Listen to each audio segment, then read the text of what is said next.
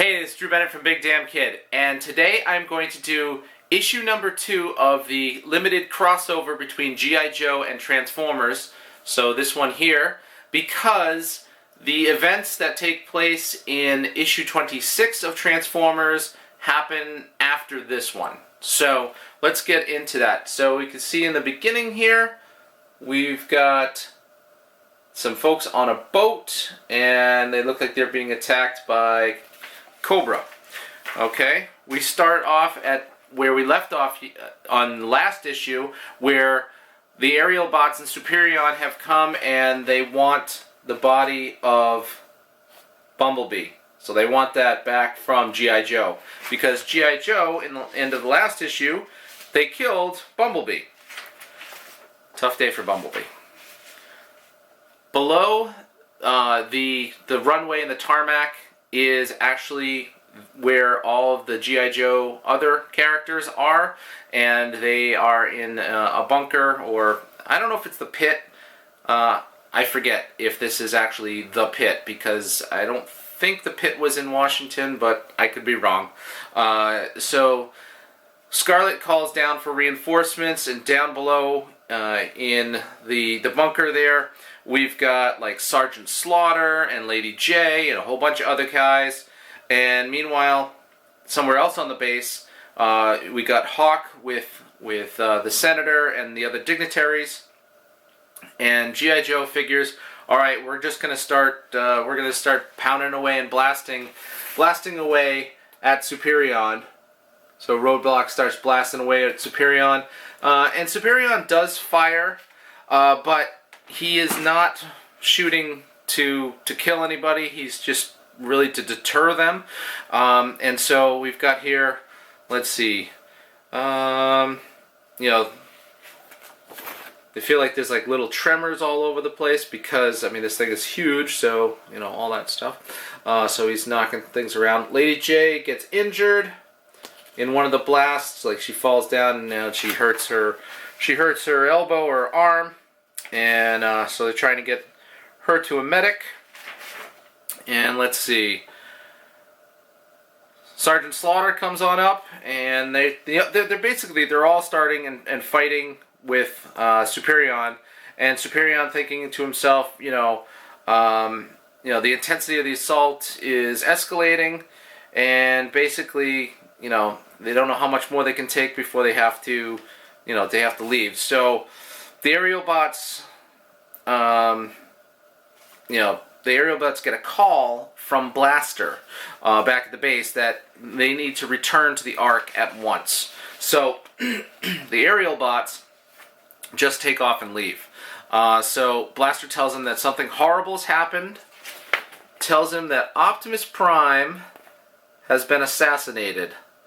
Well, I mean, not necessarily assassinated. He was killed in the last issue because, the issue number 24 of Transformers. He was killed in that issue because he played that game with Megatron in the video game, and then when they were done, he said that, he violated his own protocols, and therefore, he must lose, and so he was destroyed, and so he was killed.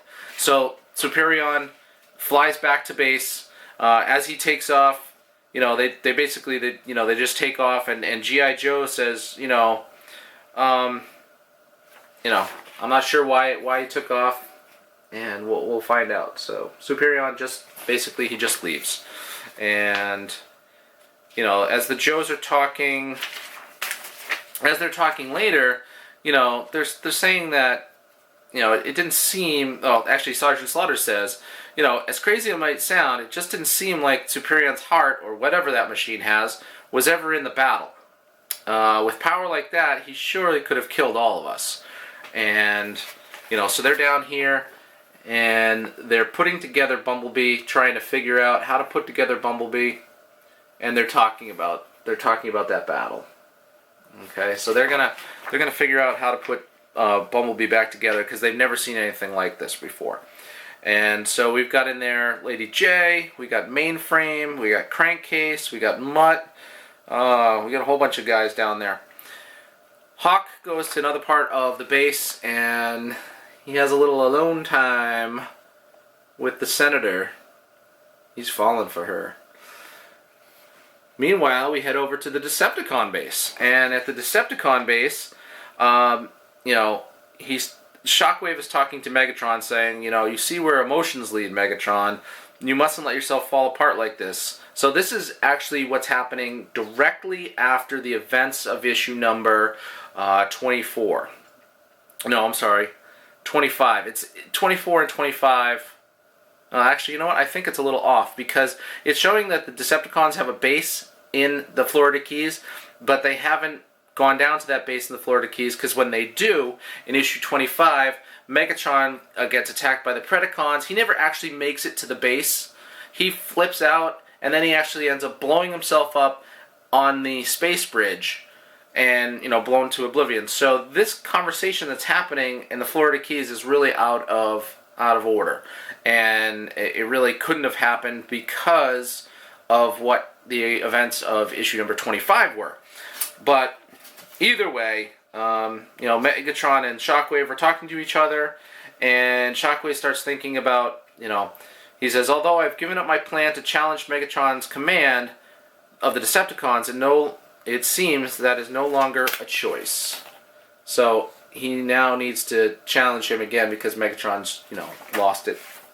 So, and that's where he hatches the plan to get the Predacons to come and destroy him. And it says, okay, well this should have been your indoor voice there, Shockwave, because he's talking and he's saying, Megatron stares at the view screen, but he doesn't know the significance of the images he watches. Like that should have been your inside voice and not a statement there, Shockwave. But anyway, the Power Station Alpha, that is what the Decepticons went after. It has a Cerebro shell right there that was put in by Bombshell, so they actually have control of the device. And in another island, Cobra Island, you got Cobra Command. You have Serpentor and Destro, Dr. Mindbender, and the Baroness. They're there, but the Cobra Commander is not, because as we'll find out later, this took place when issues in G.I. Joe where Cobra Commander actually, where he was actually thought to be dead. So the station is beginning to move. The Decepticons are taking control of it, and they're going to launch, Power Station Alpha. Meanwhile, Hawk again is with the Senator. Power Station Alpha takes off. And as it takes off, the Decepticons, they're in charge of it. So they see Power Station Alpha is ours, and it's going to be a new era, a new way. The Decepticons ruled by an unerring logic of Shockwave. Again, Shockwave. Indoor voice. You're right there with Megatron. Indoor voice. Okay? Let's keep those thoughts to ourselves. You're gonna get caught out. But Dr. Mindbender has this special helmet, and he takes control of the Power Station Alpha. So now he is in charge of it, captures it mid-flight, overrides the Cerebro shell of Bombshell, and he captures it. Now it's going on a trajectory towards Cobra Island. Back at Fort Lewis, Hawk has to say goodbye to Barbara, Senator Larkin, and we get a whole bunch of Joes heading out. So we've got Wild Bill, Lift Ticket, Slipstream, Ace, and of course Lady J busted her arm, so she's going to be back at the base. But all these guys are getting ready, and they're going to take off because they got to go after Power Station Alpha.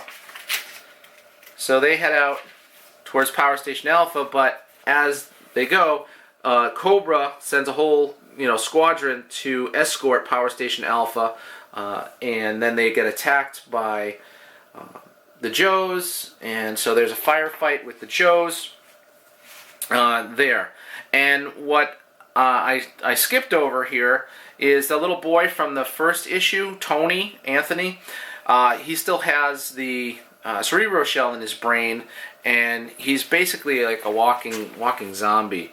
And it looks like, I don't know, like I said last time, G.I. Joe didn't know that the Transformers were a thing. They have their own action figures. Come on. How did they not know that? Anyway, Cerebro Shell is in this kid's brain, and we got to figure out what to do with a person who had a Cerebro Shell implanted in their brain, and what happens to them afterwards.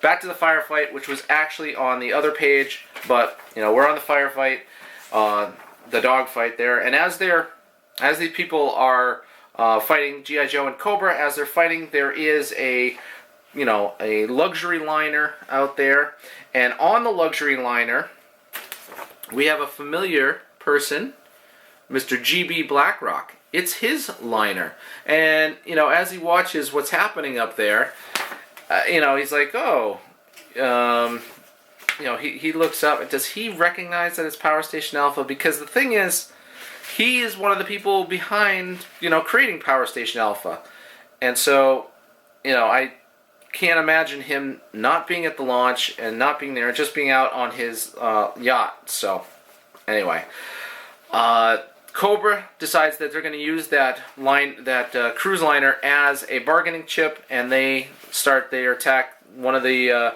guys lands on the cruise liner, and they take it over, and basically they're going to sink it and give the Joes something to occupy their time with. So they go to sink it. Serpentor wants basically wants them to sink that to keep the Joes occupied, and therefore they go to save it. And as everyone is fighting, way above them, Dirge is watching the proceedings. His coloring's quite off, so he's watching what's happening there. And Power Station Alpha continues on towards Cobra Island.